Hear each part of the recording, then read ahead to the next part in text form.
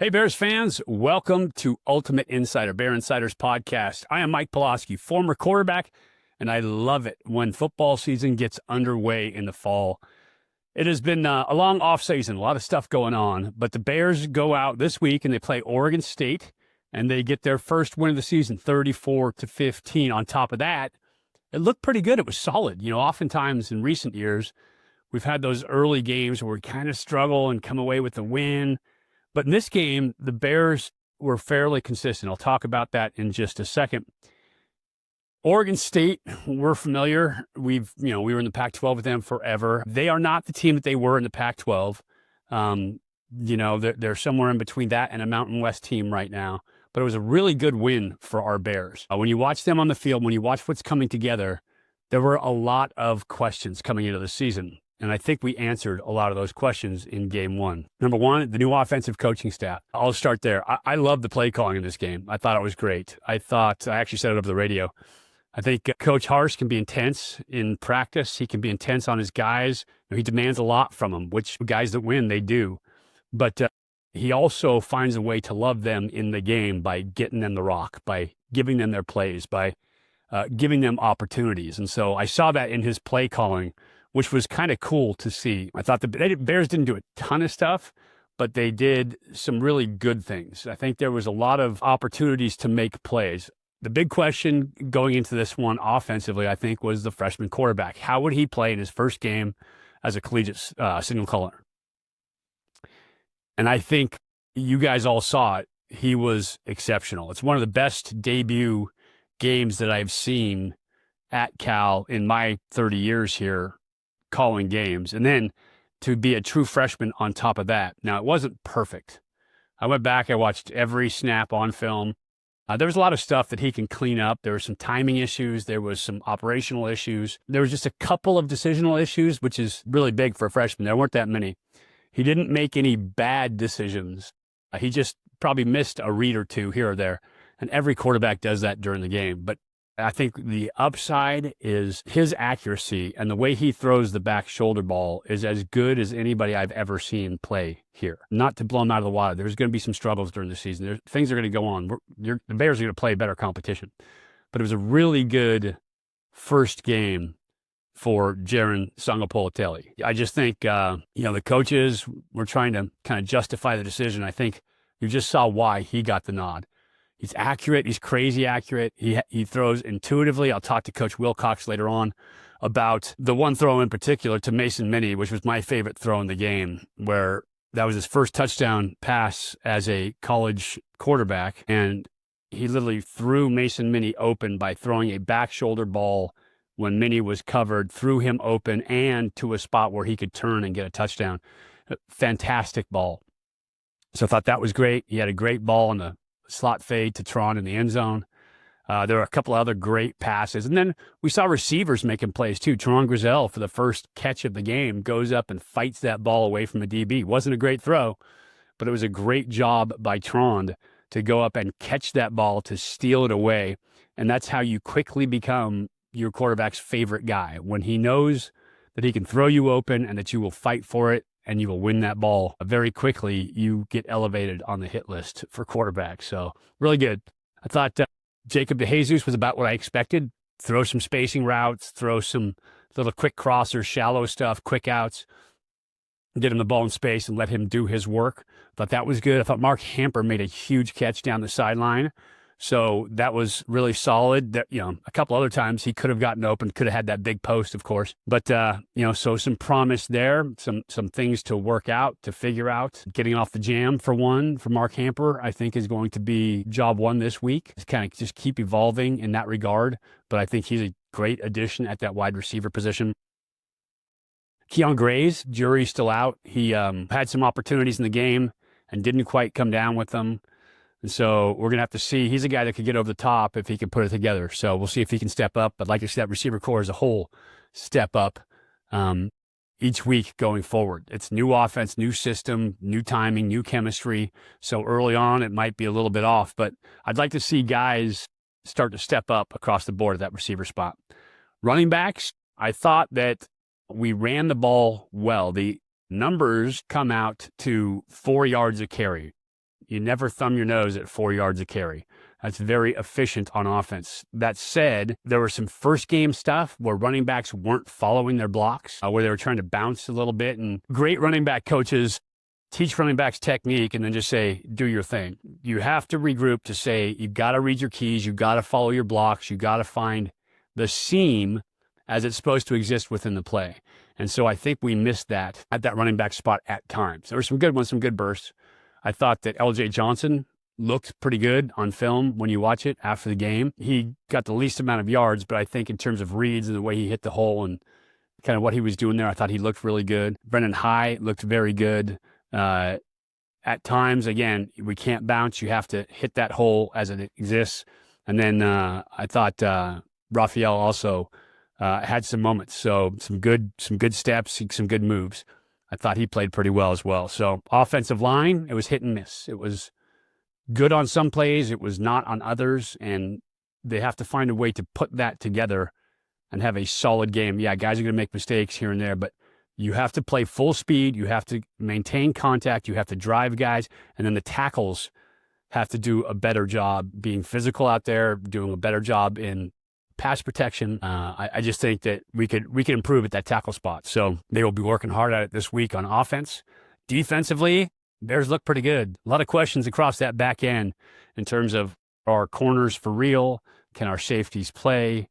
And I think that they got answered in this game. I think that both on the outside, our corners were very good. Paco Austin and Zeke Masses, I thought they both played very well. Zeke Masses had 2 interceptions in the game. One got called back for pass interference. Quite honestly, they could have called that holding all the way across too.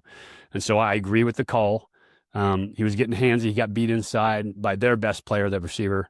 And so he was kind of holding on. He was nervous because he felt it, and then he pulled at the last second to catch that ball. So I think it was definitely a pass interference. Good call by the official. I thought that Paco Austin on the initial hit, Cade hit the ball carrier. Paco Austin put his helmet on the ball, knocked the ball out. The Bears got a fumble, got the takeaway. And so the Bears found a way to create 2 takeaways in this game, and that's huge, getting the ball back for your offense. And so good across the back end. I thought our safeties played well. They were young at times. There were a couple things that they'll get figured out in terms of communicating and in terms of alignment and assignment, but they'll get that figured out as they grow into the position. Overall, I think it was great. Cade Uluave obviously was fantastic. He was great. We knew he was good coming into the year. He looked exactly as expected.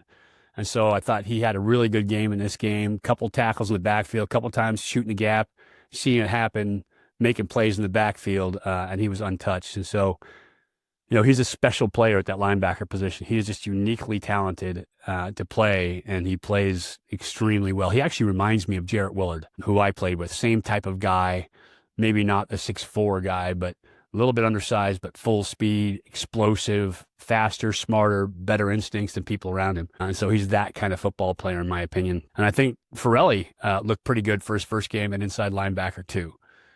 Aiden Keonina, very good on that defensive front. Thought TJ Burrell did some things up there as well. And so I think we're solid up front. At least our first group is. And then we'll go from there. But anyway, so that's my take on the game. When we come back, we'll talk about next week. But right now, I got a chance to talk to Coach earlier in the day. Well, joining me now, head coach Justin Wilcox. And Coach, after a win like that, everybody feels good. First game of the year. You've been building to it. I'm going to let you give me your take on it. So what are your overall thoughts about that game? Great victory, going on the road. Number of guys playing together for the first time. So there's a lot of unknowns. But I thought they handled the trip really well.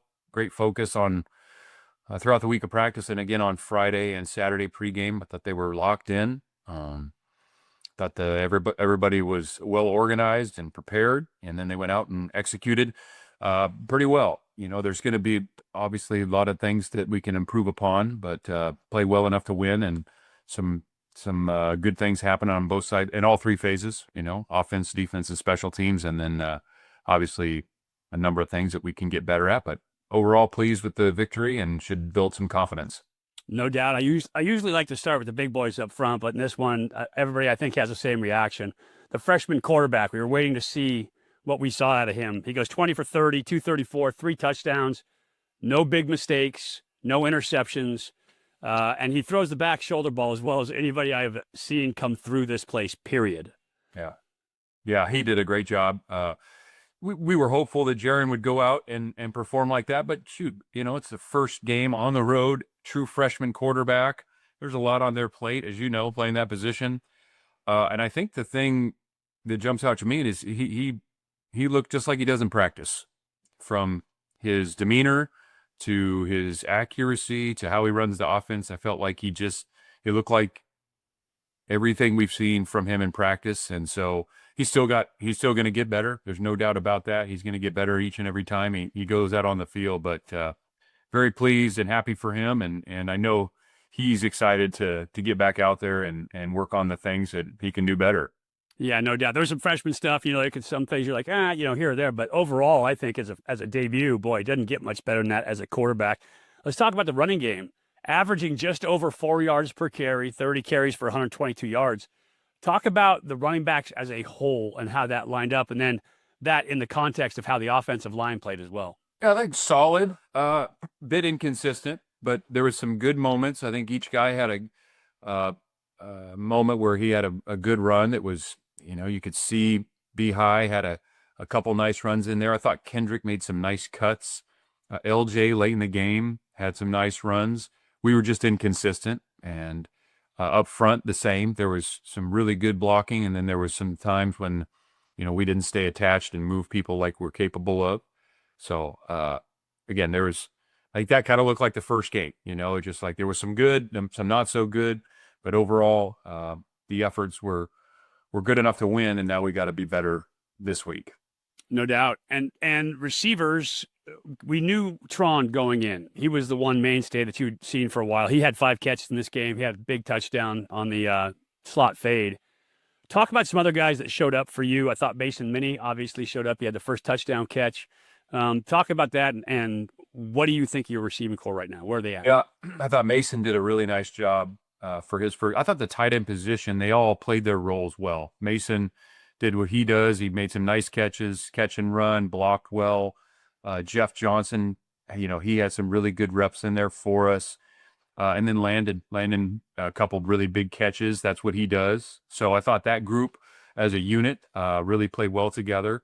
The receiving group, you mentioned Tron, the first catch was really a beautiful, aggressive play on the ball. And then a really nice inside fade that he had for a touchdown. A couple kind of quick outs. That was kind of part of the game plan with the way they run with the motion, is to get those quick outs on the move. And he caught a couple of those. Hamper had a really nice back shoulder catch. He was frustrated. He was upset with himself about the one he didn't bring down on the deep ball. I think overall we can be better in the contested catches. But there were some really good ones made. It was, a little bit of that first game where you see what we're capable of, and also some areas where we can definitely be better. Yeah, that first catch by Tron, that's how you quickly make yourself your quarterback's favorite target. He throws it up there, and it wasn't a great throw. It was the first throw, kind of behind and some of the back shoulder, but contested ball, and Tron goes up and snatches that one away and had a little motion to finish it off. That was pretty good. Yeah, I've seen that. Yeah, no doubt about it. And so it was great to see those guys fight for it. The one thing, and I'm going to circle back to your quarterback here, my favorite throw of the game was that first touchdown to Mason Minnie, because you see him rolling out, they're just rushing 3. He gets out of pressure. He's buying time, and Mason Minnie is running covered. He is running covered with the safety or linebacker on him, coming off that mesh. And Jaron just says, I'm going to throw you open. Like, I'm just going to throw you and make you adjust to this ball. The instincts and the intuitive ability for a quarterback like that are pretty special. You had talked about that when you saw him during the week. How much growth is there with that kind of ability in a young quarterback? I mean, as you know, Mike, the biggest thing, that to be able to throw the ball accurately, put the ball where you want to put it. I think that's every quarterback. The great ones can do that. I thought there's some moments where we saw some of that, where he put the ball right where he wanted to put it. And that was a great example, the kind of back shoulder crossing route to get Mason open.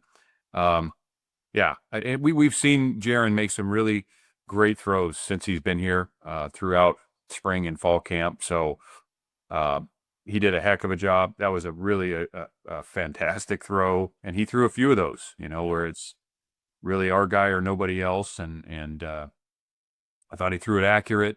There's some kind of operational things that he'll get better, he'll learn from, into half type situations where we can do a little bit better. But man, he overall for a freshman quarterback to come out and handle that like he did, that was very, very encouraging, and we're proud of him. And now we're working on the things that he can do better. Yeah, first starting in Corvallis on top of that, which is a pretty tough place to play. So great overall. And not to miss the point here too, brand new offensive staff. I really enjoyed Coach Harsin calling the game. His play calling in this game was pretty unique. There's one series, 2 plays back to back.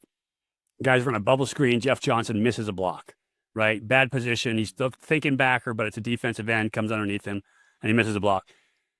They come back the next route or next play, and they run a 3-vert. Safety over rotates, and Jeff comes back, and they get him the rock. I'm like, that is showing love to your guy right there. He just made a mistake, but he's one of those guys that you just like. Jeff's a leader, and you find a way to get him the rock. I just love the kind of the whole feeling of the play calling by Brian Harsin. What were your thoughts? Yeah, awesome job to bring the offense together like that. I mean, a lot of new people, true freshman quarterback, playing multiple guys. I think one of the things it's fun about the offense is you can carve out a role. I mean, and maybe your role would be 80 plays a game, and maybe your role is 7 plays a game, but you're going to know those in and out, and we're going to put guys in positions where they can be successful. And so that's a lot of fun. I know the guys really enjoy that, because if you show it in practice that you can help the team, you're going to find a way out there. It's not just, there's a system, but the system's got a lot of flexibility in it. And so great job by Brian and all those guys, Coach Seth, Rolo, Mike Safel, Famika, Julian, Jeff. They did an awesome job preparing the team, because those guys were locked in and ready to go. Yeah, no doubt about it. And I love, Harsh is a little intense in practice at times, but he shows his love by getting you the rock and finding you a place. And then it was just kind of cool to see it take place out there and watch it evolve as the game went along. Let's switch sides of the ball now, talk about the defense.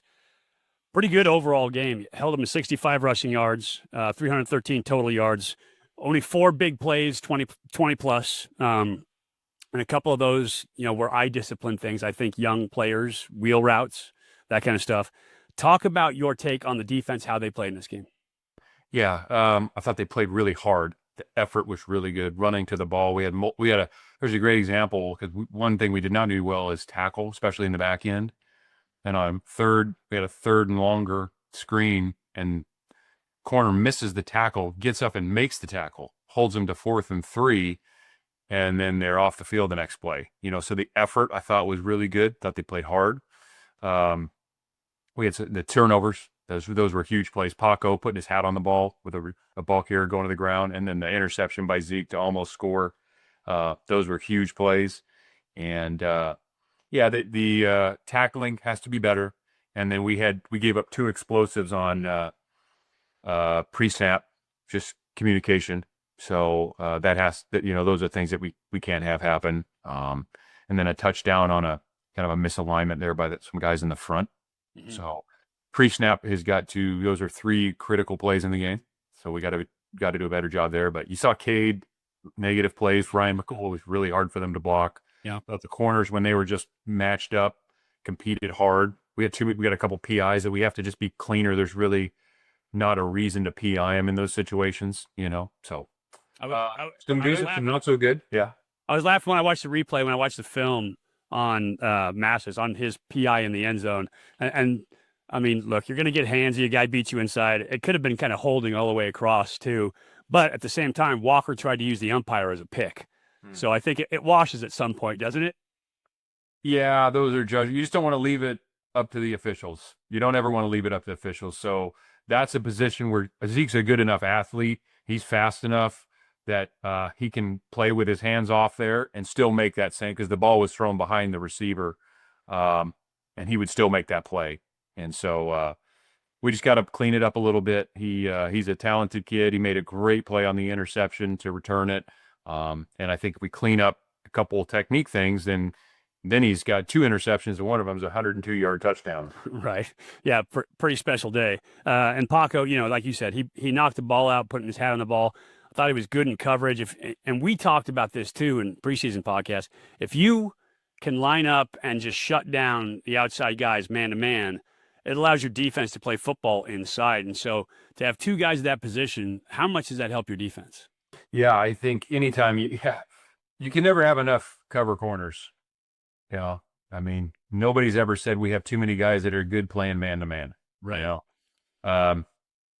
So we'll continue to work with them to clean up some technique, some pre-snap communication. Aiden Monetai is a true freshman, played a lot. He did a good job for his first start. Isaiah Crosby was really solid. I really like the way he played, first extensive action. Same with Luke Forelli. So a lot of firsts in there. And the competition will get better and better. And so we're going to have to keep improving. Yeah, and talk about a defensive front. Obviously, part of being good against the run is those guys eating up blockers, allowing your linebackers to play. I thought it looked pretty stout up front, inside especially. Yeah, Aiden Keanu was difficult to block.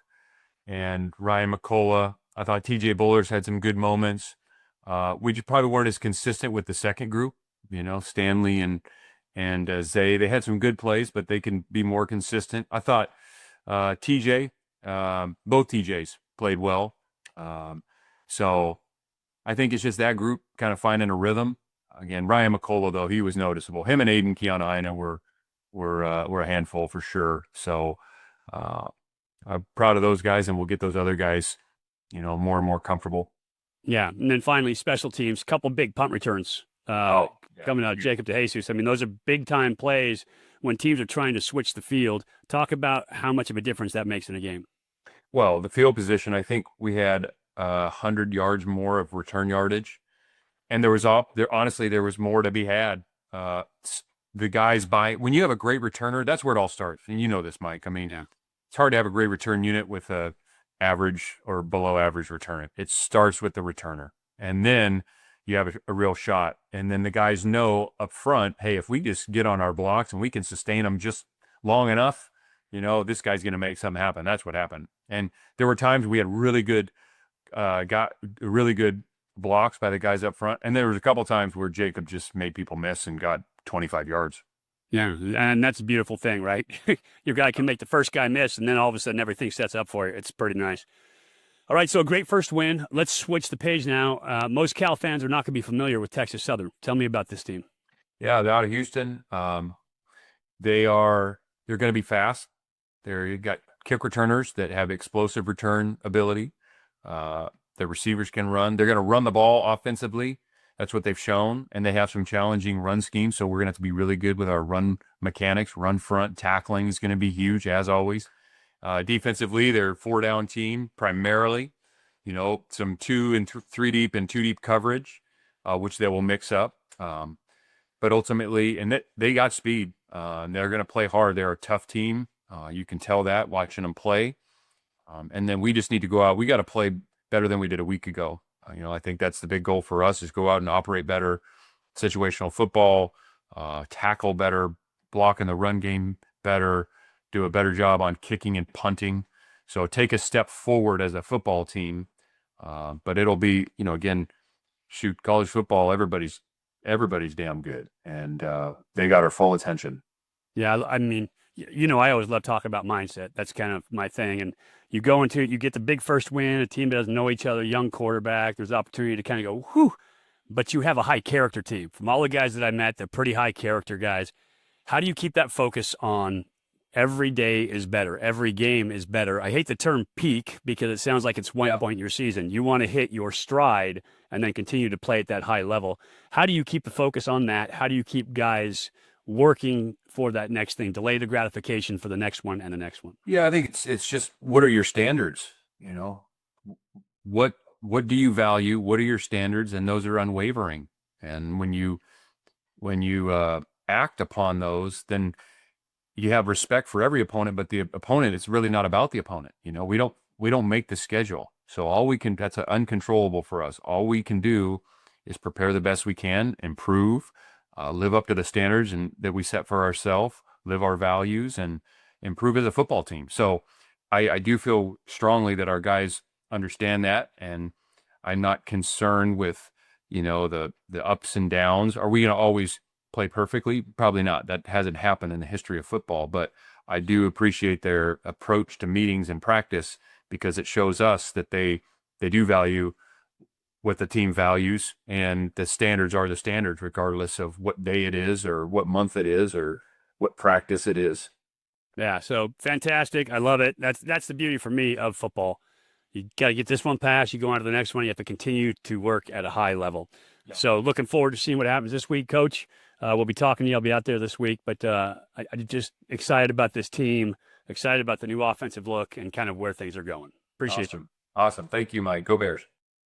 That's Coach Justin Wilcox. And this week, the Bears face Texas Southern. First time they've played an HBCU since playing Grambling a while back. And so it should be an interesting game out here. Obviously, Coach said Texas Southern likes to run the ball. I need to study film a lot more to let you know what this team is all about.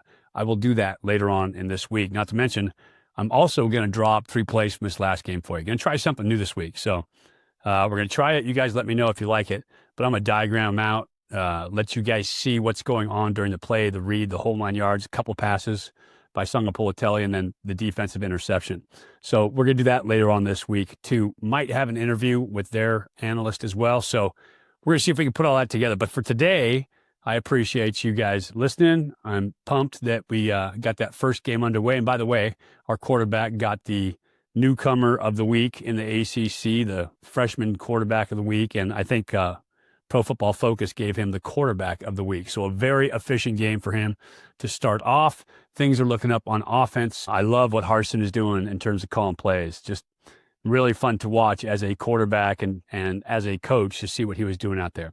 It bodes well for the future. This week, Texas Southern. I'll be back at you later this week. For now, I appreciate you watching. I'm Mike Pawlawski for Bear Insider, the Ultimate Insider Podcast. As always, go Bears.